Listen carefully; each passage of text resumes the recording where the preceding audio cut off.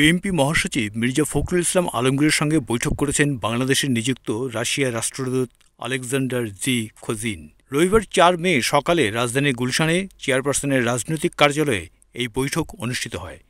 এই সময় তার সাথে ছিলেন দলটির স্থায়ী কমিটির সদস্য আমির খসরু মোহাম্মদ চৌধুরী ও সাংগঠনিক সম্পাদক সামা ওবায়েদ। বৈঠকে দেশের রাজনৈতিক পরিস্থিতি ও আসন্ন জাতীয় নির্বাচন নিয়ে আলোচনা হয়।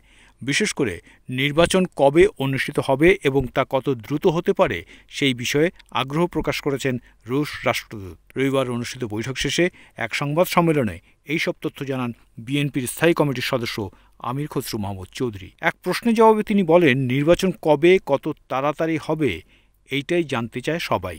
তারা একটা নির্বাচিত সরকারের সঙ্গে কাজ করতে চায়, একটা কমফোর্ট আছে সবার।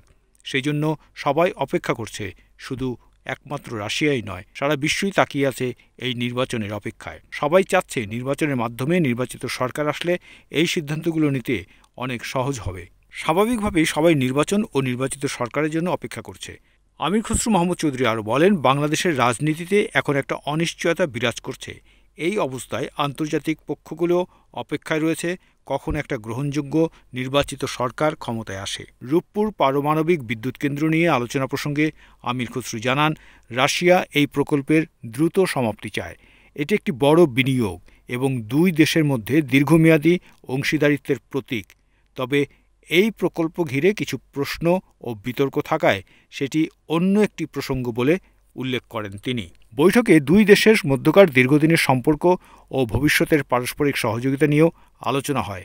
খসরু বলেন, স্বাধীনতা যুদ্ধ থেকে শুরু করে আজ পর্যন্ত রাশিয়ার সঙ্গে বাংলাদেশের সম্পর্ক রয়েছে।